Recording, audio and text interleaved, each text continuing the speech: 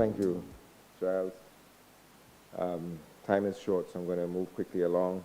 A few opening statements about where we are, what we need to do, and some life experiences, some life examples of what we can do immediately. Art and economics are not separate and opposing sciences. I'd like to start by dispelling that notion, because the future does indeed belong to the hybrids, the mavericks, the multilingualists who speak the languages of several sectors. There are so many false boxes into which we continue to lock ourselves, like English versus Creole, when in fact we are delightfully bilingual and therefore predisposed to linguistics. Art and economics are both dedicated to critical observation, interpretation, expression, even prediction, and ultimately lead to solution design. So I'm going to bridge those fields today, as I must every day of my life. Consider that whoever prevails at the next general election will inherit an economy distressed by COVID and compromised by pre-existing deficiencies. Those include fiscal weakness, poor physical infrastructure, inadequate service systems. These deficiencies will drag out any recovery and will still need correction even after we return to some semblance of normalcy. That is, if we wish to overcome our chronic economic anemia. That anemia is directly related to three things: an overdependence on tourism, an addiction to foreign investment, and an over-reliance on external trade. And thus we face the black hole characterized by another three. Our problems come in threes, it seems. This looming black hole of low wages, low growth, and high debt. Those are the economic challenges facing us looking into the future, and this is not news. There are other issues as well, but I'm rushing ahead and trying to summarize them into categories.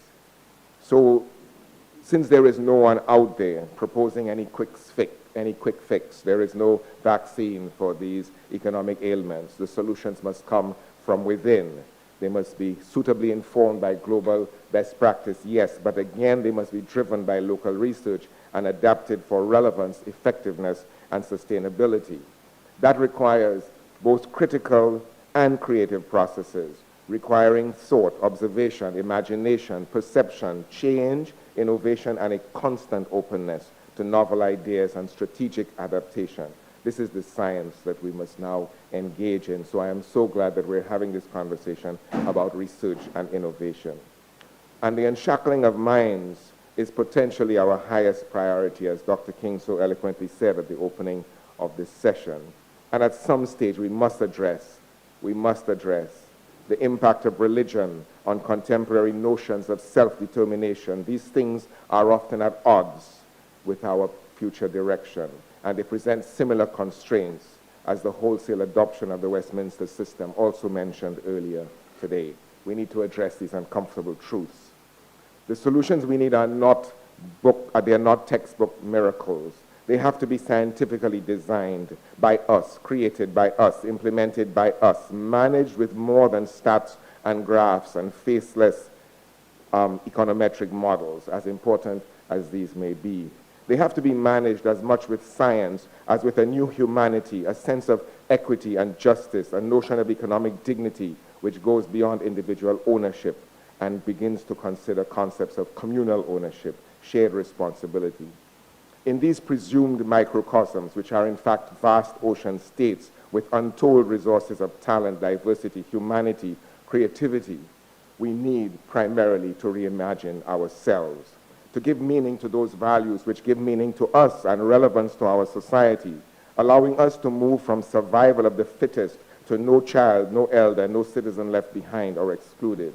Hence the need for functional courts, universal health, viable schools, and the teaching of ethics and civics, literature, geography, history, and art.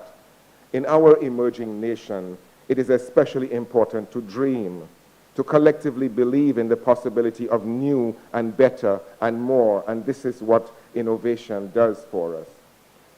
Given our meager origins and our vulnerable circumstances, there is no other way to rationally, to scientifically address our future, and settling for the ordinary, the unimaginative, is at odds with progress and change.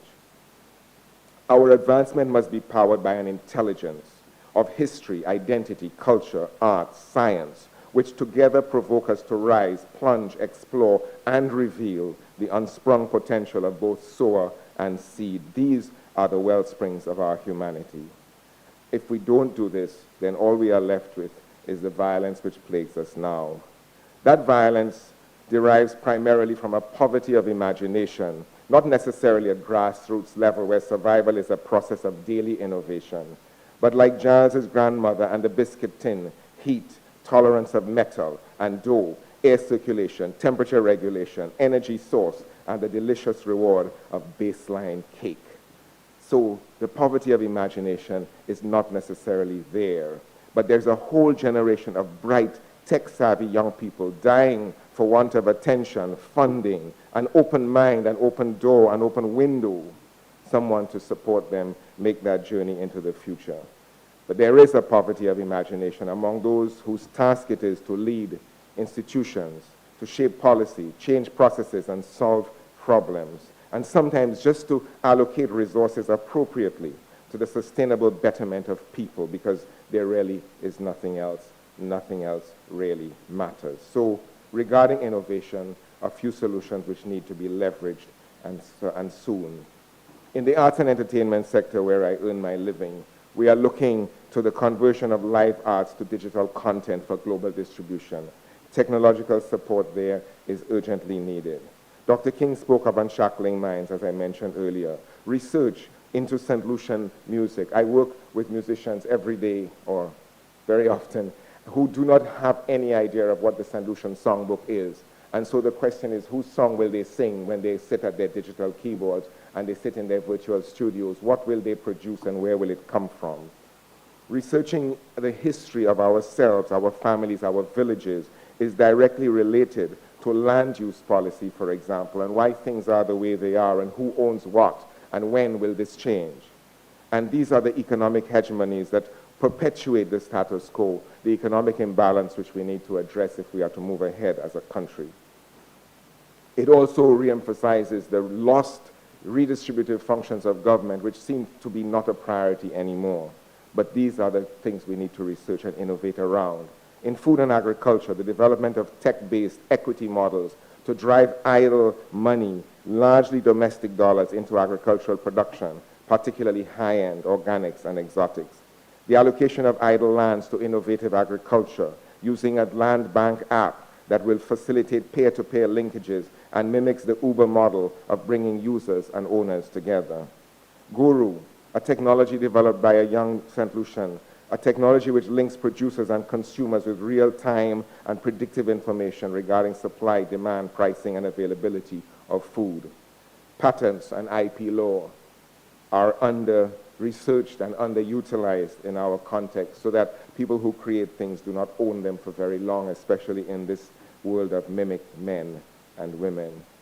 There used to be pioneer status incentives which have disappeared, where if you developed something or if you were the first to invest in a particular area, you'd be protected for some time.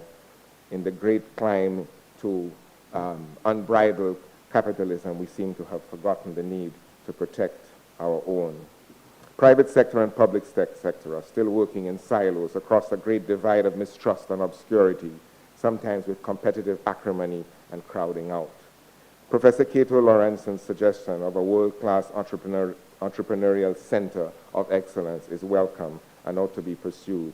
We have buildings sitting idle all over this country, schools which have fallen into disrepair, ministry buildings less than 200 yards from where we speak. We have the infrastructure, let us use them.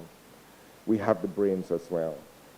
In terms of financing, a single data bank where the grant money is, Giles, where is it and on what terms? And what are the rules of access and conditionalities? Can we get an app for that? That would be really cool if we could. To close, thank you to Giles, UE, Jeff, SGP, UNDP, NSC, and everybody who's spoken before and after me. This should be an annual summit. Thank you.